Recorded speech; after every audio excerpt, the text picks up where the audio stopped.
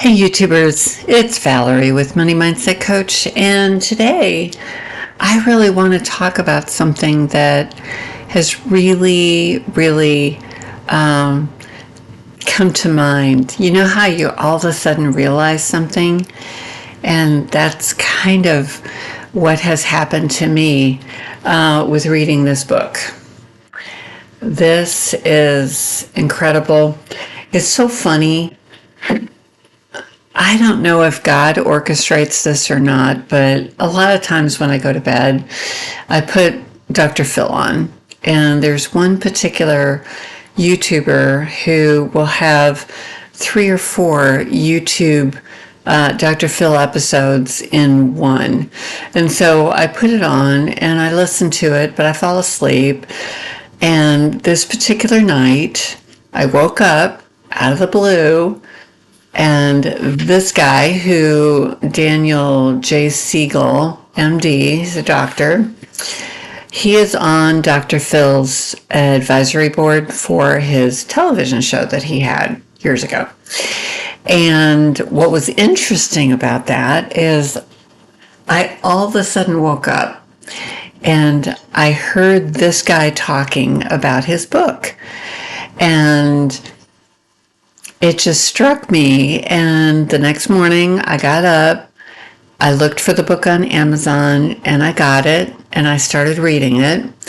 And I am, let me see, I'm about this far into it, this far. So anyway, with reading this book, it just has become more apparent to me that we have lost our presence with each other. And then it started me to thinking, what is the culprit for us not being present with each other? And it's the cell phone. You know, it's this thing right here. It's amazing what it has done. But that's what this video is talking about. It's talking about presence, how we lost it, and maybe how to get it back. If you've never been here before, the name of my channel is Money Mindset Coach. And yeah, I talk about the money mindset, and I talk about a lot about budgeting and a lot about saving. But I also talk about things that just make an impression on me. Products that I like, products that I hate. Anything that I think that I can bring to you that I feel is good content, and that is my goal. But basically, I mean, have you ever sat across from somebody and though they were there, they didn't feel like they were really there? In this age of constant connection, we've never been more disconnected than we are at this moment. This is a story of how cell phones stole our presence. So true. Present isn't just physical. It's attention. It's awareness. That's what this book, Aware, has taught me. One of the first things that he has you do is you do a breathing exercise. The first time you do it for 5 minutes, then you start doing it for 3 minutes. But basically, you sit there and you think about something that has to do with the breath.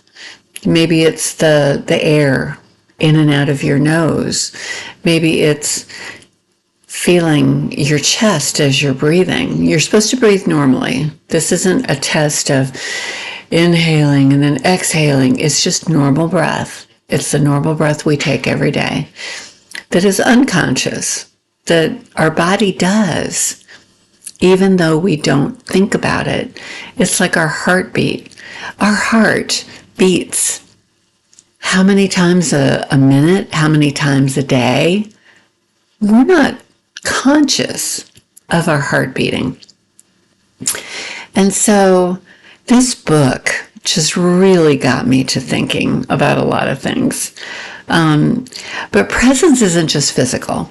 It's attention. It's awareness. It's that feeling when someone is really with you, not just in the room, but in the moment. Presence is powerful. It's powerful. It's how we build trust, deepen relationships, and truly experience life. But there's a thief among us. There really is. And it is cell phone.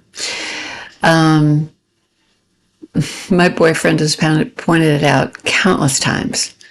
When we're sitting next to each other, watching TV or something, he might be on his phone and I'm on mine. Are we really talking to each other? No. Dinners, family get-togethers. How many times have you been in a restaurant and the people who are sitting at the table are looking at their phones? Well, they're not present with the people who are there. They're not talking to each other. They're not interacting. They're all looking at their phones. Totally, totally wrong. My boyfriend has said he would throw the cell phone out if he didn't need it because there are no payphones anymore. I think if there were payphones out there, I think he would be fine with leaving the house without the phone all the time. So then, if you had to call somebody, you could use a payphone. But there are no payphones anymore. I haven't seen one in a very long time. But when you think about the cell phone, the average person checks their phone over 90 times a day. Social media, messages, emails. That's the thing, is your phone has everything in it. Every way that people contact you, your email, all your social media. Yeah. It's crazy. Now, my phone will tell me at the end of the week how many hours that I have actually been sitting in front of this screen. It's an average of 5 hours, Now, I wasn't very busy at work today, so I had a little more time to be in front of my phone, but each ping is a dopamine hit. Every one. Our attention is being stolen by accident. It's being monetized.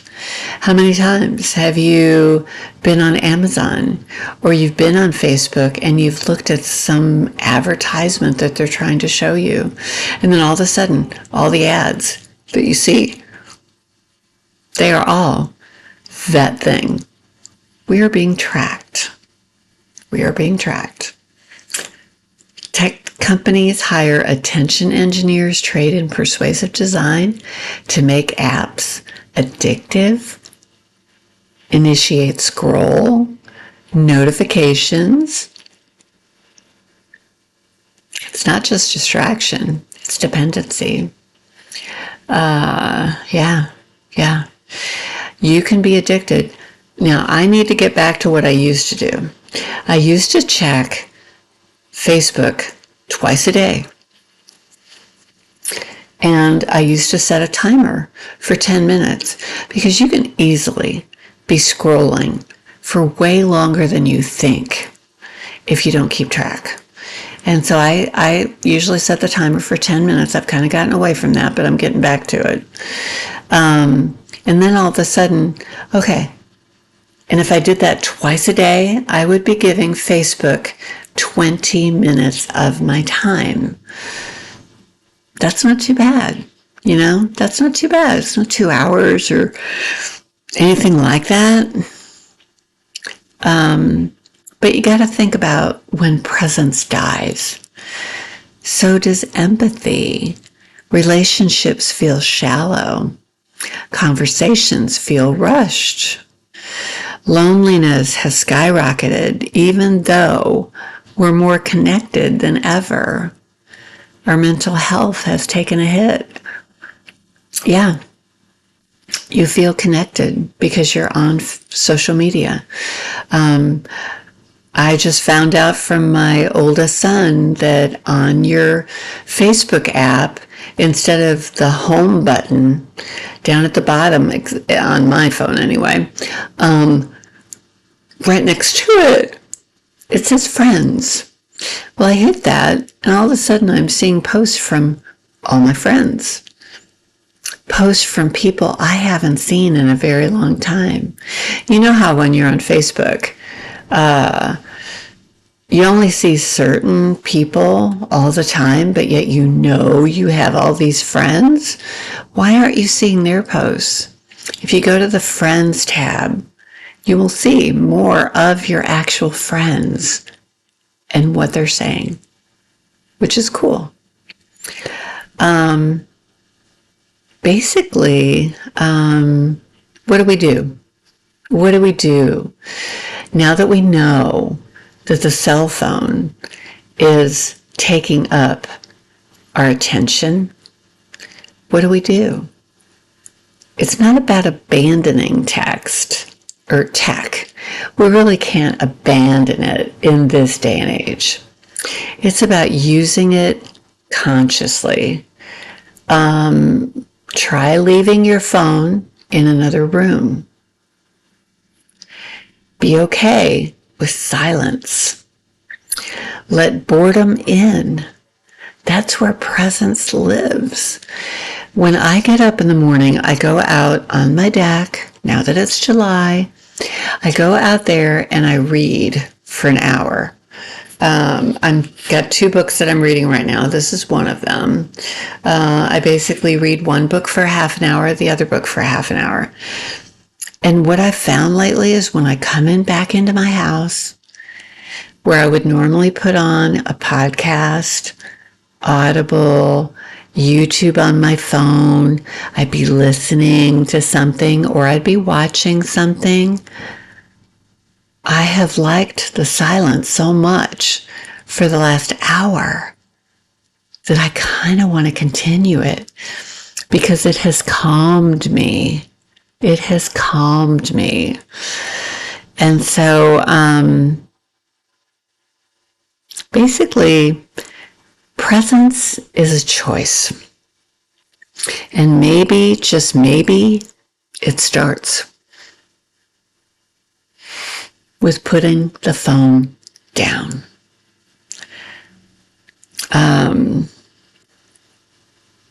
That's all I can say. Just put it down. If you're having a family dinner, put the phones in another room. Don't have them accessible.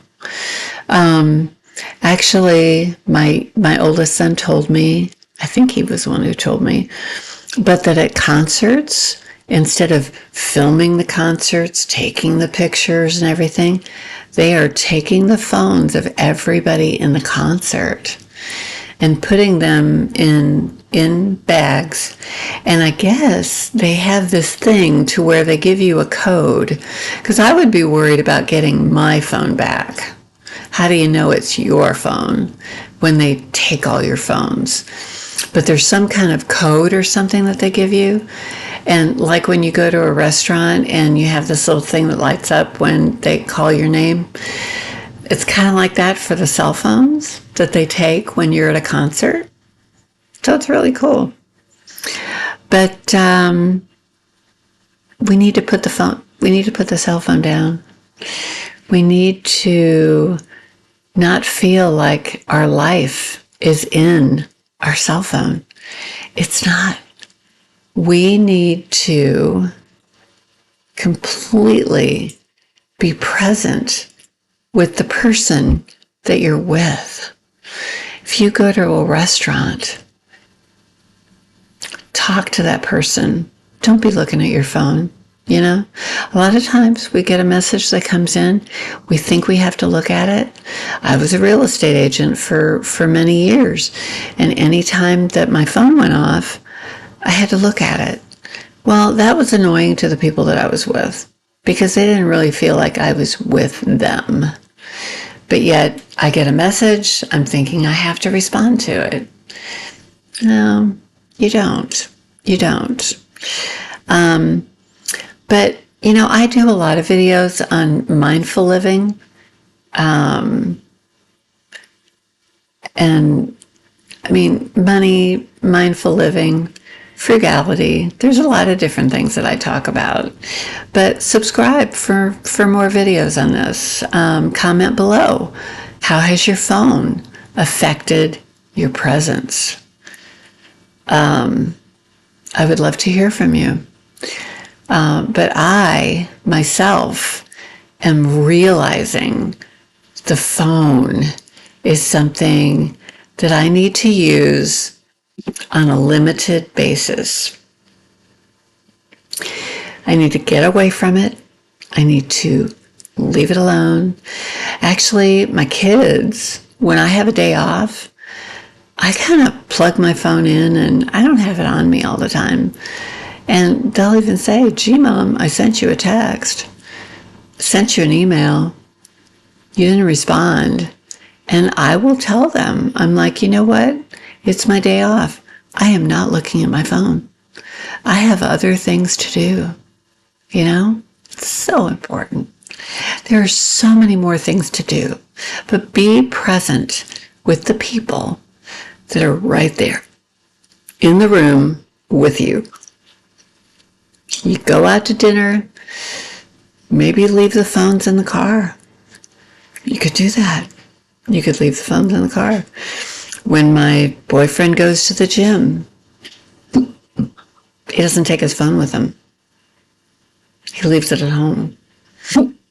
I mean, how many times have we thought, oh no, we can't do that. We are so used to being so accessible and for everybody else to be accessible to us. It just doesn't have to be that way. And so I am working on the phone not being as central in my life as it's been.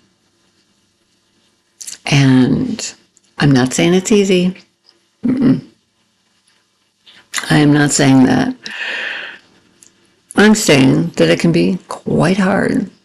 It's a habit that all of us have gotten into, but we can break that. We can definitely break that.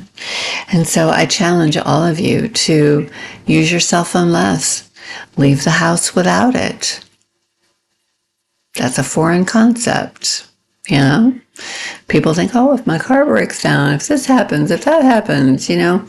We lived for so many years without cell phones, you know?